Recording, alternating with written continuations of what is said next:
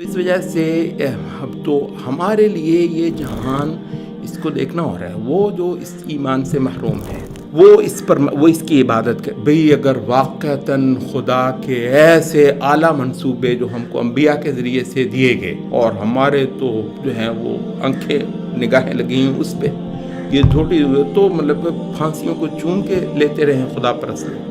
دنیا کو ایسے خوشی سے انہوں نے قربان کیا، اتنے بڑے ہو گئے، اتنے اونچے ہو گئے. تو یہ سارا کیا ہے؟ کل اس چیز کا کو ہم کہ یہ صبر. تو یہ جو ہے اس چیز کو پل پل پر قربانی دینا آرام ہے، سو وہ آپ کا جاتا ہے. اور خاص طور پر یہ صحابہ انہوں نے آرام کیا تھا.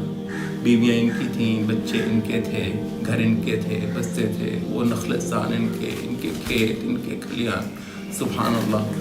ہر لمحے جو ہے اٹھو محمد صلی اللہ علیہ وسلم کو مار کا درپیش ہے، نبی صلی اللہ علیہ وسلم کو غزوہ کرنا ہے.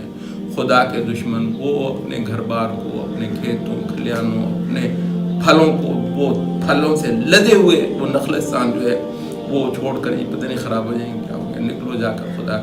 تو قدم قدم پر اس خواہش کی، اس لطف کی، اس آرام کی، اس مزے کی، اس رنگینی کی قربانی دینا خدا سے اس کا اصل سودا لینے کے لیے. تو اس چیز کا نام جو ہے وہ ہے صبر. اور ظاہر ہے کہ مادہ پرست جو ہے وہ کیا جانے، وہ تو اس کی عبادت کرے گا. جیسے ہم نے کہا کہ اگر واقعہ خدا کے وہ وعدے نہ ہوں تو یہ سارا کچھ، یہ کاٹ کباڑ جو ہے نا، یہ بے بھروسے کی چیز پھر یہی ہے، پھر اسی پر ہم بھی مرتے ہیں. وہ تو خدا کی مہربانی ہے، خدا کا فضل ہے کہ اس نے ہم کو جنت کا پتہ دیا اور اپنی لازوال نعمتوں کا پتہ دیا، جس کی وجہ سے ہم ان چیزوں پہ مرتے نہیں.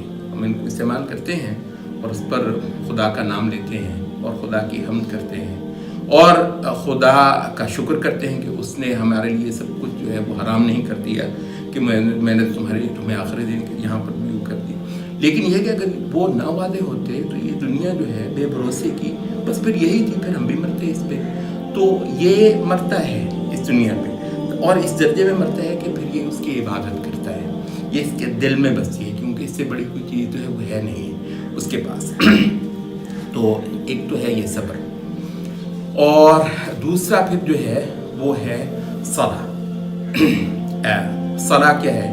یعنی صبر یہ ہے کہ یہ دنیا کو دیا جائے خدا کی محبت میں، اور صلاح یہ ہے کہ خدا سے اسی کو ہی مانگ لیا جائے.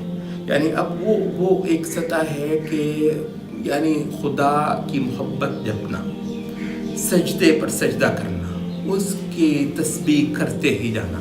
اب یہ وہ ہے خالق سے ایک جڑنا، خالق کا ہو جانا. تو نماز تو صبر اور پھر یہ صلاح تو اعلیٰ ترین چیزیں جو رسالت کے ذریعے سے ہم کو کی. اچھا، یہ دونوں وہ چیزیں ہیں کہ ان کے ذریعے سے آپ خدا کی وہ ساری نصرت اور خدا کی وہ ساری مدد اس پورے منصوبے کے اندر کامیاب ہونے کے لیے، اس جہان کی سطح پر بھی کہ یہاں کو مشن انجام دینا ہے تو خدا کے یہاں سے شروع ہونا ہے، اور اس جہان کی سطح پر بھی کہ یہ سارا کچھ جو ہے خدا واقعتاً قبول کر لے اس کی توفیق دینے کے بعد، اور پھر ہمیں جو ہے نا وہ آخری جہان میں دے. تو دنیا اور آخرت ہر دو جہان کو پانے کے لیے یہ ہمارے پاس دو چیزیں ہیں. وَاسْتَعِينُوا بِالصَّبْرِ وَالصَّلَاةِ إِنَّ اللَّهَ مَعَ الصَّابِرِينَ.